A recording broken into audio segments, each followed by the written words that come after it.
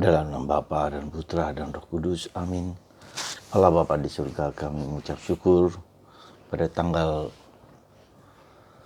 11 Agustus 2020 kita memperingati Santa Clara.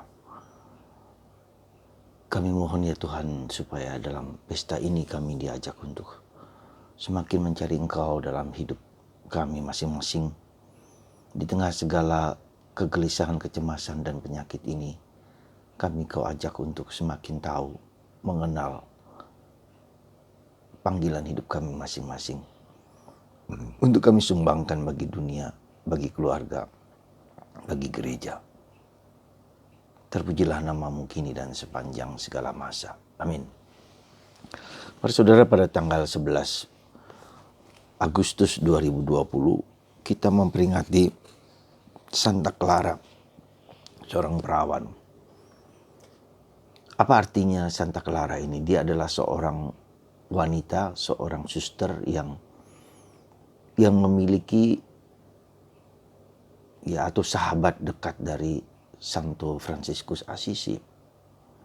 Ketika Santo Fransiskus Assisi memulai hidup biaranya dengan sangat radikal, mencari Tuhan dan menemukan Tuhan dan meninggalkan segala sesuatu, kemudian Santa Clara yang juga punya posisi yang bagus dalam tanda petik sebagai orang kaya, dia juga meninggalkan dan hidup menyerupai Santo Fransiskus Assisi. Yang penting bagi kita sekarang adalah orang kudus ini adalah orang yang mencari Tuhan.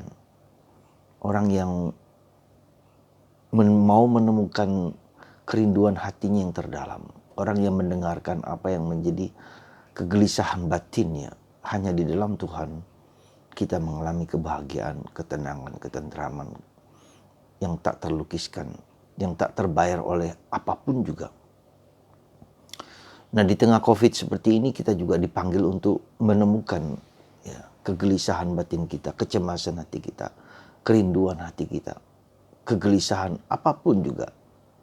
Bahwa sebetulnya dalam hati kita Tuhan itu menyuarakan lewat kegelisahan kita, lewat problem, lewat kesakitan, lewat penderitaan, lewat kecemasan. Itu adalah suara-suara Tuhan yang ingin mengajak kita untuk lebih dekat dengan Dia.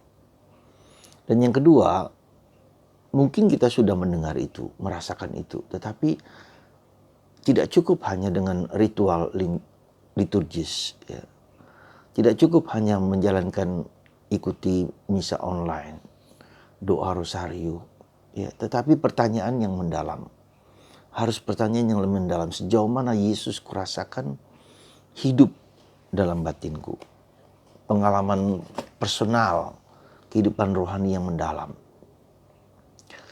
Demikian juga ketika kita membaca kitab suci, apakah sabda itu sungguh kita rasakan, kita alami, kita peluk, kita rangkul. Bahkan dalam bacaan pertama dari kitab nubuat Yeskiel hari ini katakan, makanlah gulungan kitab itu. Jadi bukan hanya seperti gulungan biasa yang mungkin kita baca, mungkin kita renungkan, tetapi dimakan, dikunyah, diresapi, masuk ke dalam lubuk hati kita yang mendalam. Sabda itu menjadi terasa, terlekat, sesuatu yang menggema, bergerak gitu loh. Dan itu yang harus kita jawab, kita renungkan bahkan sehari-hari. Nggak perlu banyak-banyak sabda lah, tetapi 1-2 kalimat yang membekas dalam diri kita. Itu harus kita resapkan, kita ulangi, kita makan, kita kunyah. Sehingga sungguh-sungguh meresap dalam diri kita. Misalnya sebagai contoh, Tuhan Yesus, kasihanlah aku orang berdosa ini. Kata-kata itu menggema terus. Kita ulangi, Tuhan Yesus, kasihanlah aku orang berdosa, aku yang lemah ini. Sehingga dari sana lahir suatu kerinduan untuk apa? Untuk bertobat. Yesus hari ini dalam bacaan Injil mengatakan yang sama. Kalau kamu tidak bertobat seperti anak kecil ini, maka kamu tidak akan masuk dalam kerajaan surga. Sungguh jika kalian tidak bertobat dan menjadi seperti anak kecil ini, kalian tidak akan masuk ke dalam kerajaan surga. Kita renungkan, kalau kita tidak bertobat, dan menjadi seperti anak kecil ini, kita tidak akan masuk dalam kerajaan surga. Jadi syarat untuk masuk dalam kerajaan surga adalah pertobatan. Bagaimana caranya? Seperti anak kecil. Apa maknanya? Betapa pentingnya pertobatan itu, saya mengatakan dulu. Maka Yesus memberikan perumpamaan bahwa dari 100 domba yang hilang, seandainya satu saja yang tersesat, dia akan cari terus. Jadi Tuhan itu menghendaki pertobatan seseorang. Menghendaki pertobatan itu bukan hanya yang seringkali kita mengerti secara kurang tepat. Kita tidak hanya mengubah perilaku, tidak hanya mengubah tingkah laku kita. Itu benar, tapi itu harusnya merupakan satu buah. Pertobatan itu bukan di tingkat dangkal, ya, tapi di tingkat dalam. Suatu perubahan mindset, suatu perubahan sikap batin dari yang berpusat kepada egoku, kepada aku, dan kepada aku, menjadi berpusat kepada Allah. Berpusat kepada orang lain. Berpusat kepada keselamatan jiwa-jiwa orang lain. Jadi perspektif kita bukanlah perspektif diri sendiri. Dan ketika kita keluar dari diri sendiri menjadi berbelas kasih kepada orang lain, kita diselamatkan. Kita bahagia, kita damai. Ketika Anda melihat istri Anda, suami Anda, anak-anak Anda, melihat orang lain bahagia, itu merupakan sukacita, kebahagiaan besar bagiku. Tapi ketika kita selalu diri sendiri, ya, dengan mungkin betul juga bahwa kita mengalami penderitaan yang luar biasa. Tapi justru dalam penderitaan itu kita juga mendoakan orang yang mengalami penderitaan yang sama. Kita doakan, mungkin dengan mendoakan orang-orang, misalnya kita punya sakit kanker, ya kita pasti minta, mohon Tuhan bantu aku, sembuhkan aku. Tapi pada saat yang sama saya juga bisa mengatakan, Tuhan sembuhkanlah orang-orang yang sakit kanker di mana-mana yang tidak ada yang memperhatikan. Tidak ada orang yang menyentuh, tidak ada uang untuk pergi ke dokter dan seterusnya. Dia harus menderita di rumah dengan sakit-sakit dan yang mengerikan. Jadi mungkin dengan begitu kita menjadi solider dengan orang lain. Perspektif inilah yang, jadi pertobatan itu adalah, sekali lagi, Tuhan memang cinta kepada saya. Tapi Tuhan juga menggunakan penyakit saya, penderitaan saya, supaya saya juga solider dengan orang-orang di sekitar saya. Jadi penderitaan itu menjadi bersifat merasul juga. Bersifat ministry juga, melayani juga. Ya, jadi tidak hanya terpaku seolah-olah aku yang saya butuh, tapi juga saya memberikan sesuatu. Di masa COVID ini juga demikian, kita semua pasti mengalami kebosanan, kejenuhan, penderitaan, sakit, dan Anda mengalami kesulitan dalam bergaul dengan suami, dengan istri, dengan anak-anak yang biasanya sekarang menjadi begitu kelihatan siapa mereka. Entah istri, entah suami. Aslinya itu seperti apa. Ya. Dan itu terjadi dalam keluarga kita semua, bukan hanya Anda, semua. Betapa sulitnya anak-anak belajar, mengisi waktu dan segala macam. Kebosanan, kejenuhan. Ya, maka betul tidak mudah. Tapi kita juga berdoa untuk orang-orang yang jauh lebih berat daripada yang kita alami. Kita doakan. Ya. Nah, disitulah maka sikap kita dalam pertobatan itu sekali lagi adalah membawa kita untuk concern, untuk peduli bahwa yang kualami itu juga dialami banyak orang, dan saya juga berdoa untuk banyak orang. Ketika sikap doa kita menjadi seperti ini, itu tanda pertobatan. Karena kita juga mulai meresapkan sabda Allah itu bukan hanya sekedar di mulut, bukan sekedar di pikiran, tapi masuk ke dalam. Maka dalam Yeskiel, makanlah, rasakanlah manisnya, nikmatnya sabda Allah itu mengubah diri kita. Mengubah cara pikir, cara pandang kita. Mengubah dengan concern, peduli kepada di sekitar. Nah, itulah tanda pertobatan. Menjadi seperti anak kecil. Maksudnya apa? Anak kecil itu ketika diberitahu, dia akan tulus dengan polos mengikuti apa yang diminta oleh orang tuanya. Ya, itu anak yang sungguh-sungguh berbakti yang baik. Jadi dia sungguh-sungguh menjalankan apa yang harus ia jalankan.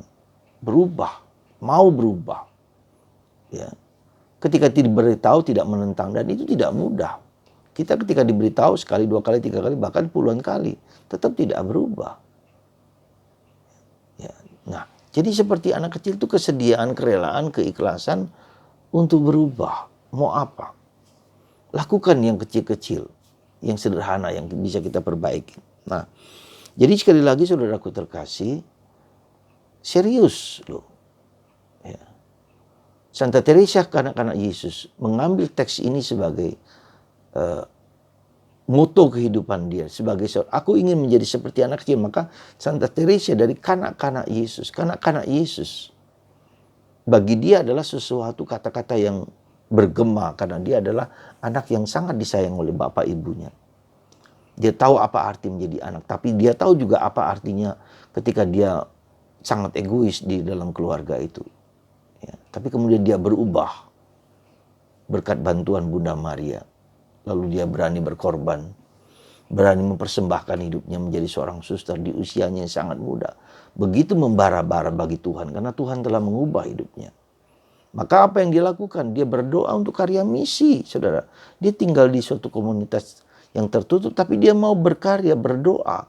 Bahkan menulis para misionaris di Vietnam, di mana-mana, supaya karya Tuhan, belas kasihan Tuhan melimpah dalam diri dia. Maka ketika sebelum mati dia mengatakan, aku akan terus bekerja untuk dunia. Aku akan menaburkan mawar cinta kepada dunia. Ya. Nah, inilah perspektif ini berubah. Ketika dia mengalami penderitaan, dia mengalami kesulitan, dia juga berdoa untuk orang-orang karya misi di mana-mana. Saya sendiri tergerak dengan Rosario Maria Fatima yang saya coba doakan. Doa untuk apa? Doa pertobatan untuk orang-orang yang tidak mengakui Allah. Ya. Maaflah, katakanlah orang-orang komunis. Di Rusia, di Cina, di Vietnam, Korea Utara, tidak mengakui. Nampaknya tidak bagus-bagus saja seperti Cina. Tapi di balik itu semua orang menghalalkan berbagai cara supaya bisa mewujudkan apa yang mereka inginkan. Tidak ada hak asasi manusia dan seterusnya dan seterusnya. Oke lah. Tapi saya pesan dari penampakan Bunda Maria di Fatima, ya, masih harus berlanjut. Kita doakan seandainya mereka bertobat dan percaya kepada Allah, sangat luar biasa. Nah, juga pertobatan untuk orang-orang yang tidak percaya pada Kristus Yesus sebagai Allah. Banyak sekali orang-orang non-Kristen yang tidak percaya. Kita tetap harus berani mewartakan Kristus. Diterima atau tidak diterima seringkali juga tentu dengan bijak. Ya, tentu dengan bijak. Tidak sembarangan begitu saja. Ya, meskipun saudara kita orang Islam, orang Hindu, orang Buddha, yang non-Kristen. Kita berdoa. Dan ketiga, untuk bayi-bayi yang diaborsi, begitu banyak orang yang gak peduli dengan kemanusiaan. Dunia yang serba enak, serba nyaman, ini membuat orang mengorbankan hidup orang lain yang tidak tidak mampu menolaknya. Bayi-bayi yang diaborsi. Ini concern saya, saudara. Concern, paling enggak saya merasa itu concern yang saya ingin supaya Tuhan bekerja mengampuni semua orang-orang tersebut. Dan juga karya misi Karmel ke Cina. Ya, sudah 10 tahun lebih kami berkarya di sana tapi tidak banyak buah. Semoga 1, 2, 3, 4 bisa aja orang tergerak masuk ke Cina. Ya, Karmel ke Cina supaya semakin karya Karmel juga bekerja ya, di sana. Dan inilah sekali lagi concern kita, kepedulian kita karena kita bersatu dengan Tuhan, maka kita sungguh-sungguh harus bekerja demi kebaikan orang lain, kesejahteraan, keselamatan orang lain. Jadi sekali lagi saudara, tanda pertobatan kita adalah tanda bahwa kita berbelas kasih kepada orang lain. Tidak perlu dengan materi, tidak perlu dengan apa kerja, tapi dengan doa, kerasulan doa ya bagi mereka dan dunia di saat sekarang ini. Jadi bagaimana kita menjadi seorang kerasul, seorang misionaris, apa saja yang Anda alami, penderitaan yang Anda alami, Anda doakan juga untuk orang lain. Anda perhatikan juga untuk orang yang sama mengalami seperti yang Anda alami.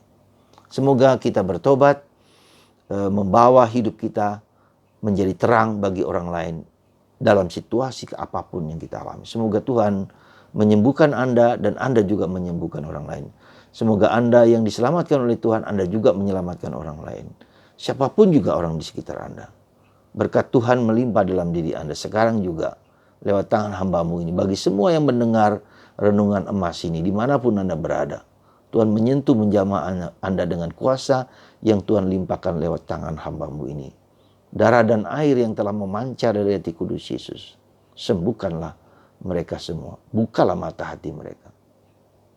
Tuhan melimpahkan rahmat kepada Anda semua.